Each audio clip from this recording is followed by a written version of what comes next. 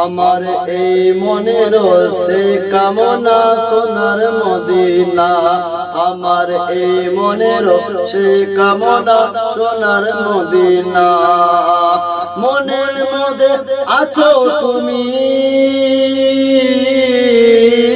মনের মধ্যে আছো তুমি, মনের মধ্যে আছো তুমি, কেন দেখি না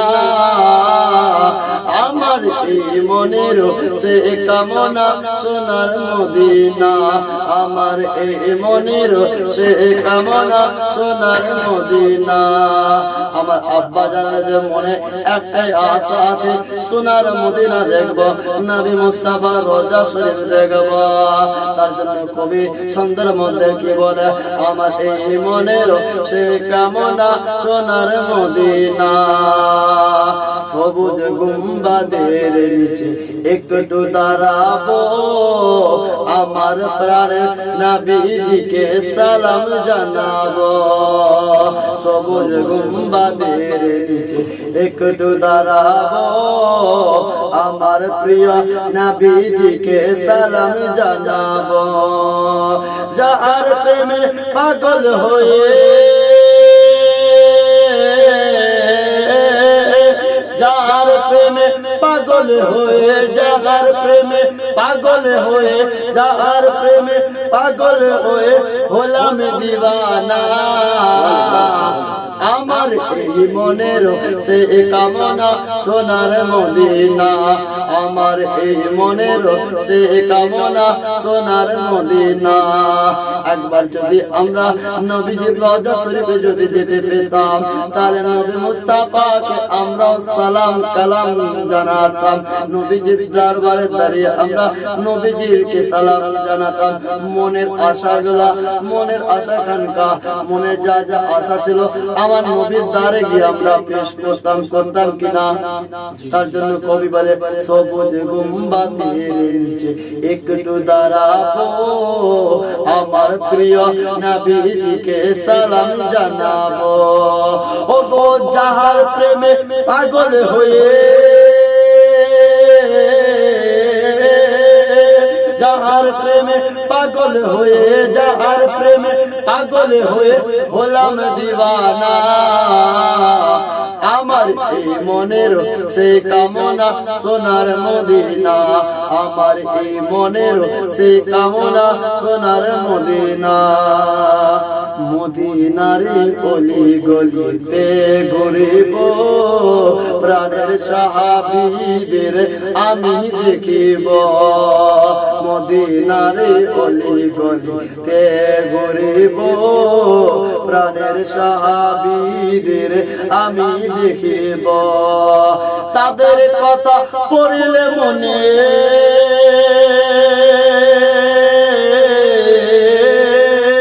তাদের কথা পড়লে মনে, তাদের কথা পড়লে মনে আর কান্না থামে না।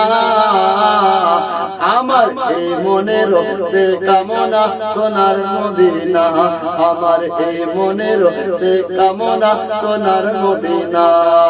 আব্বাজি আপনারা মন থেকে বলেন, সে নবীর সাহাবীদের কথা যদি আপনাদের মনে পড়ে আপনারা কান্না করেন কি করেন না? ও আবু বকর সিদ্দিক নবীকে আমার কত ভালোবাসতে, আমার নবীকে কত প্যার করতে। বাবাজি আবু বকর সিদ্দিক তো সিদ্দিক, হযরত বেলাল রাদিয়াল্লাহু তাআলা আনহুকে দেখেন বাবাজি সোনা মানিকেরা, আমার নবী মুস্তাফাকে কত ভালোবাসতো, আমার নবী মুস্তাফাকে কত প্যার করতো। এরে যুবক, আমার নবী মুস্তাফাকে হযরত বেলাল রাদিয়াল্লাহু তাআলা এত প্যার করতো, এত মহব্বত করতো, এত ভালোবাসতো যে নবীর প্রেমে পাগল হয়ে নবীর হাতে কলমা পড়ে মুসলমান হয়ে গেছে। হযরত বেলাল রাদিয়াল্লাহু তাআলা, কিন্তু বাবা সে উমাইয়ার গোলাম ছিল। উমাইয়া কিন্তু জানতো না যে বেলাল কখন মুসলমান হয়ে গেছে, কবে মুসলমান হয়ে গেছে। উমাইয়া কিন্তু এই বিষয়ে কোনো তার ধারণা ছিল না। কিন্তু হযরত বেলাল রাদিয়াল্লাহু তাআলা আনহু যেন নবীর প্রেমে পাগল হয়ে যাওয়ার পরে এত পাগল হয়ে গেল, এত পাগল হয়ে গেল। উমাইয়ার বাড়িতে কাজ করতে করতে সময় সময় যেন মুখে তার কলমা শরীফ শুনতে পায়, আশহাদু আল্লা ইলাহা ইল্লাল্লাহ ওয়া আশহাদু আন্না মুহাম্মাদান আবদুহু ওয়া রাসূলুহু। ও বেলাল রাদিয়াল্লাহু তাআলা আনহু নবীর কলমা পড়তে থাকে এবং কাজও করতে থাকে। এইভাবে উমাইয়া যেন বুঝতে পারলো যে বেলাল কলমা পড়েছে, বেলালের জবান থেকে যেন কলমার আওয়াজ আসছে। এইভাবে কিছু যেন গোলাম বেলালের জবান থেকে এই কলমার আওয়াজটা শুনে নেয়। আওয়াজটা শোনার পরে উমাইয়ার কাছে নালিশ জানালো। উমাইয়াকে বলতে থাকে, বলে ও উমাইয়া, আপনাদের বাসাতে, আপনাদের এই মহল্লাতে, আপনার এই প্রাসাদে যে সব থেকে বড় আপনার গোলাম, যে গোলামটা একাই 10 জনের কাম করতে পারে, একাই 10 জনের কাজ করে নিতে পারে, সেই বেলাল আর তোমার ধর্ম পালন করে না, আর তোমার ধর্মে সে নাই। কারণ তার জবান থেকে আমি শুনতে পেয়েছি সে নবীর কলমা পড়ে, যে মুহাম্মদ আব্দুল্লাহর ছেলে মুহাম্মদ আব্দুল মুত্তালিবের পোতা মুহাম্মদের কলমা পড়ে মুসলমান হয়ে গেছে। উমাইয়া বলতে থাকে, তুমি এটা যদি মিথ্যা বলো তাহলে তোমাকে আমি কতল করে দেব, তোমাকে দুনিয়া ছাড়া করে দেব। আর এটা যদি সত্যি হয় তাহলে তোমাকে আমি টাকা পয়সা দিয়ে তোমাকে মালে মাল করে দেব। উমাইয়া যেন এই ঘটনাটা শোনার পরে বেলালকে যেন ফলো করতে লাগে। বেলাল সত্যি কি নবীর কলমা পড়ে মুসলমান হয়ে গেছে। উমাইয়া যেন সমস্ত এই খোঁজ খবরটা বেলাল দেখতে লাগে। বেলালের পিছনে কিছু গোলাম লাগিয়ে দেয়। শোনো শোনো, আমার এই সব থেকে বড় বেলালকে তোমাদের একটা হুকুম দিলাম, এই বেলালের জবান থেকে যদি তোমরা নবীর কলমা শুনতে পাও তাহলে তোমরা আমাকে জানাবা, তোমাদেরকে আমি আরো টাকা পয়সা বেশি করে দেব। যতটা তোমরা কাজ করে যত টাকা পেতা তার থেকে বেশি আমি তোমাদেরকে টাকা দেব। উমাইয়া যেন তাদেরকে বেলালকে ফলো করার জন্য লাগিয়ে দেন। বেলাল নবীর প্রেমে এত পাগল হয়ে গেছে আব্বা জানেরা। বেলাল নবীর প্রেমে পাগল হয়ে যাওয়ার পরে কাজ করতে করতে নবীর কলমা পড়তে থাকে। কিন্তু গোলামেরা শুনে নিল। শোনার পরে উমাইয়াকে বলতে থাকে, বলে উমাইয়া, আমি কিন্তু বেলালের জবান থেকে কলমা শুনতে পেয়েছি। সমস্ত কথা যখন এলান হয়ে গেল উমাইয়ার কাছে, বলে উমাইয়া, আমরা বেলালের জবান থেকে কলমা শুনতে পেয়েছি। উমাইয়াকে জানাতে থাকে, উমাইয়া, যে গোলামটা সব থেকে বড় গোলাম, যে গোলাম একে 10টা মানুষের কাজ করে না, ওই গোলাম বেলাল নবীর কলমা পড়ে মুসলমান হয়ে গেছে। আর সেই এনি টাইম কাজ করতে করতে নবীজির কলমা পড়তে থাকে। ওই কি একটা শব্দ পড়তে থাকে, আমরা তো মুসলমান নয়, আমরা সেটা বুঝতে পারছি না, কিন্তু তার জবান থেকে আল্লাহ আল্লাহ রাসূলের কালাম তেলাওয়াত করছে, রাসূলের জিকির করছে, আল্লাহর জিকির করছে, নবীর প্রতি দরুদ শরীফ পাঠ করছে। উমাইয়া যেন সমস্ত কথা শোনার পরে, উমাইয়া যেন এই কথাটা শোনার পরে উমাইয়া প্রচন্ড রেগে যায়। তার মাথা যেন হট হয়ে যায়, মাথা অনেক গরম হয়ে যায়।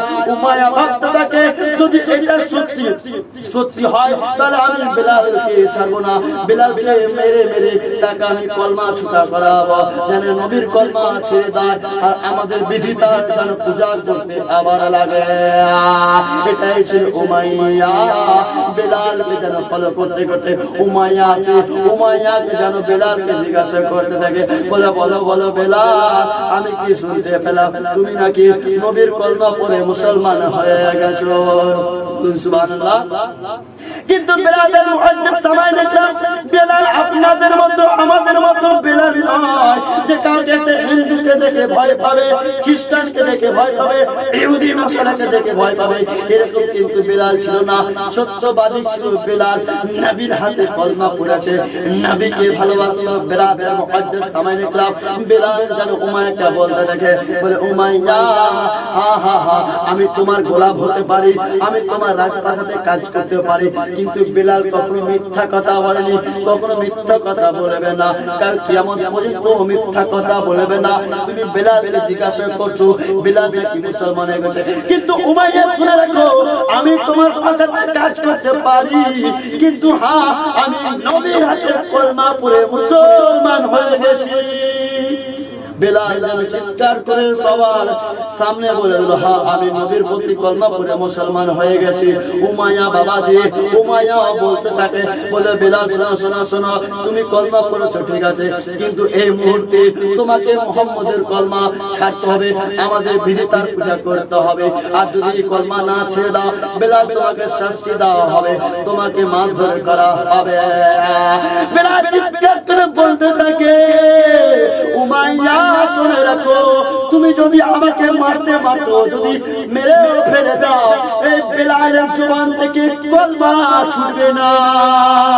এই বেলালের মুআজ্জাজ সবাই দেখলাম, বেলাল কিন্তু বলতে থাকে, না না না আমি কলমা ছাড়বো না, আমি নবীর কলমা ছাড়বো না। বেলাল সবার সমবসে সবার সামনে যেন কলমা শরীফ জোরে জোরে পড়তে লাগলো, আশহাদু আল্লা ইলাহা ইল্লাল্লাহ ওয়া আশহাদু আন্না মুহাম্মাদান আবদুহু ওয়া রাসূলুহু। বিরাদার সময় তো কম, তো আমি আলোচনা আপনাদেরকে এই আলোচনাটা পরে বার শুনেছি।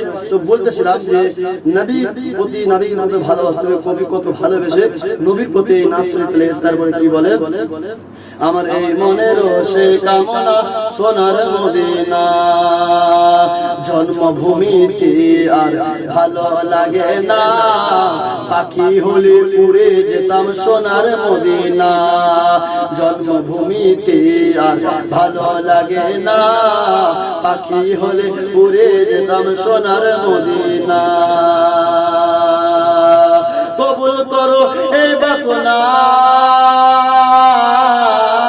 কবুল করো এই বাসনা, কবুল করো এই বাসনা, ও গো রব্বানা, আমার এই মনের সে কামনা সোনার মদিনা, আমার এই মনের সে কামনা সোনার মদিনা। এবার আপনারা বলুন, যদি আল্লাহ তাআলার কাছে দোয়া করি আমরা, আল্লাহ গো আপনি আমাদের দোয়াকে কবুল করে নেন, আমিও আপনার হাবিবের রওজা শরীফ দেখতে চাই। বলেন আপনারা এই দোয়া কি করেন কি করেন না? সকলে করেন, সকলের মনের আশা যে নবীর রওজা শরীফ দেখতে যাব, নবীর রওজা শরীফে দেখবো। এই বেরাদার মুআজ্জাজ সামাইনে ইকরাম, কিছুক্ষণ পূর্বে কিছুক্ষণ আগে আপনাদেরকে বেলালের ঘটনা শোনাতেছিলাম। বেরাদার সেদিকে আমি যাব, বেলালের ঘটনা শোনাবো। কিন্তু বেরাদার নবী মুস্তাফাকে কতটা ভালোবাসতে হবে, নবীকে কতটা প্যার করতে হবে, নবীকে কতটা মহব্বত করতে হবে। যেখানে আমার আল্লাহ তাআলা নবীর, যেখানে আল্লাহর নাম সেখানে আমার নবীর নাম দিয়েছে। আমার আল্লাহ নবীকে ভালোবাসতে বলেছে। যদি কেউ আমার নবীকে না ভালোবাসো তাহলে আমাকে ভালোবাসা হবে না। আমার আল্লাহ পাক রব্বুল আলামিন, আমার আল্লাহ পাক রব্বুল আলামিন বলে, যদি তোমরা আমাকে ভালোবাসতে চাও, আমাকে ভালোবাসতে চাও, তাহলে আমার হাবিবকে ভালোবাসো। আমার হাবিবকে যদি ভালোবাসো তাহলে আমি আল্লাহ আমাকে ভালোবাসা হয়ে গেল। আমার আল্লাহ তাআলা বলেন, তোমরা আমার হাবিবকে ভালোবাসো। যারা নবীর রওজাতে যেতে চান একবার জোরে বলেন সুবহান।